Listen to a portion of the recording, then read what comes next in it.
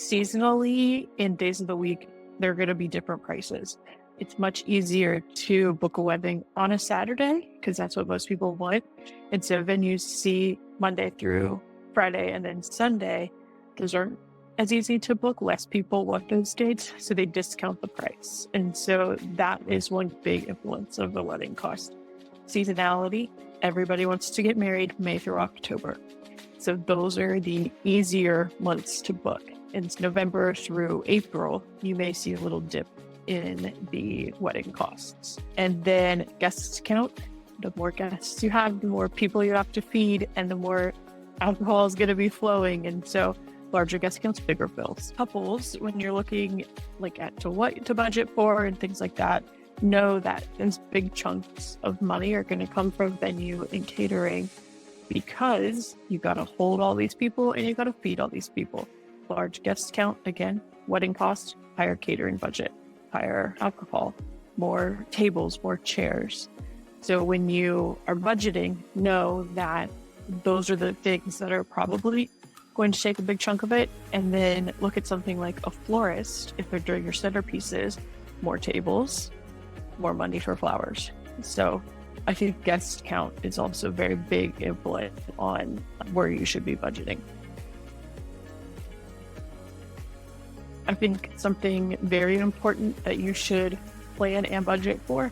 Now, I know that everybody's budgets are a little bit different, but in the list of kind of what I would say, definitely look into wedding planner, day of coordinator, because what you don't want to be doing on your wedding day is bossing everybody around. It never goes well.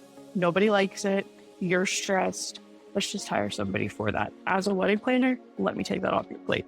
A lot of places you go will have those hidden fees, and that's when you start to think, oh my gosh, they're nickel and diming me. So here are the places.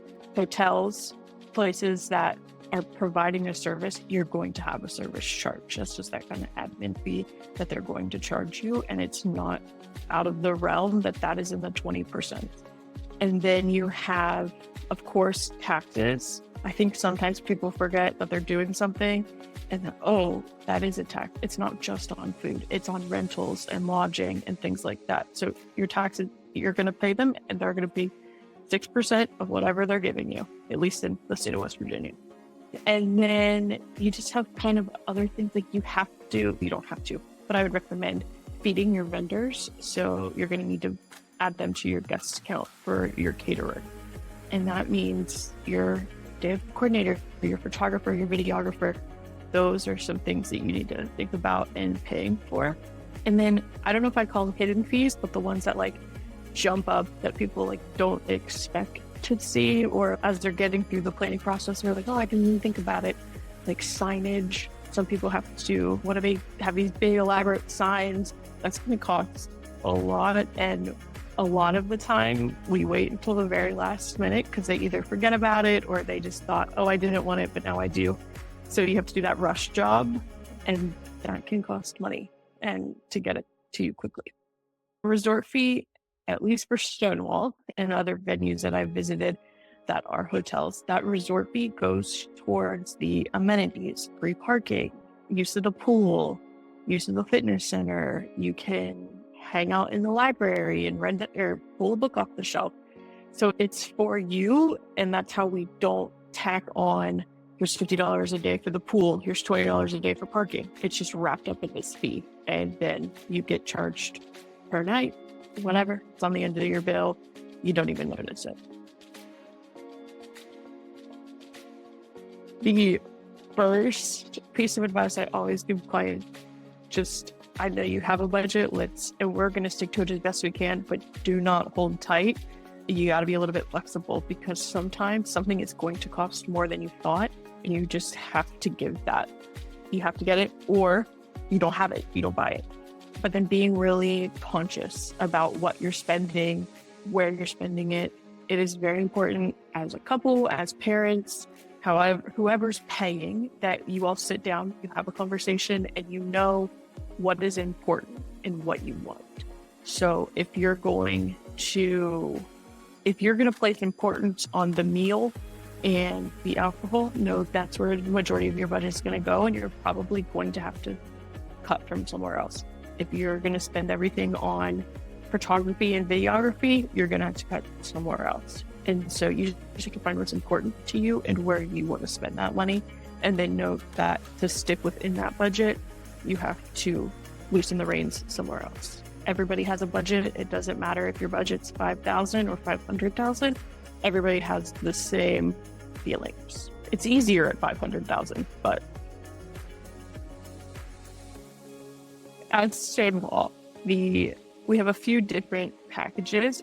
Our whole goal is to make your wedding customized to you, to your wants, your needs, your wedding vision, your personalities. And so package-wise, we don't have much on the venue side, only because a lot of the times couples say, oh, I want to get married in carry-in bed for my ceremony, and then the ballroom for my reception.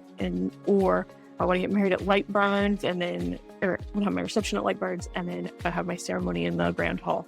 So for venues, it's very much a la carte.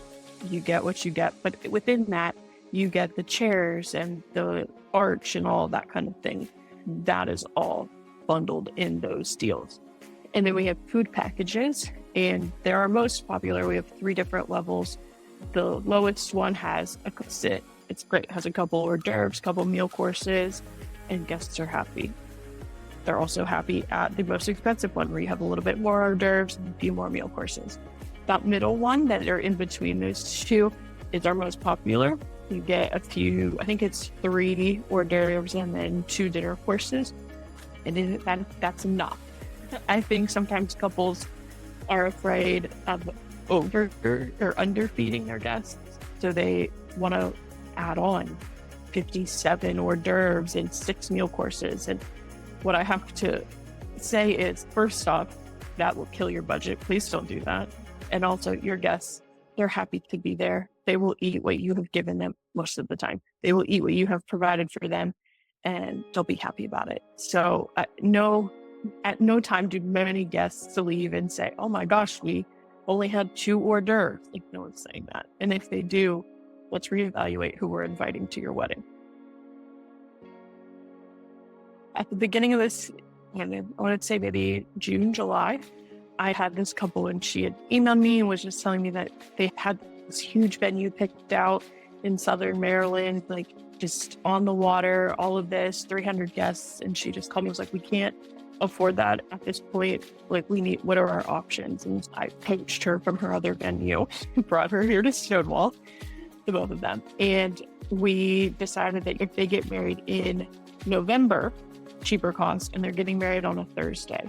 So that right there takes out 2 of those components. And then we had to sit down, we had to talk. Do you want 300 people to be at your wedding?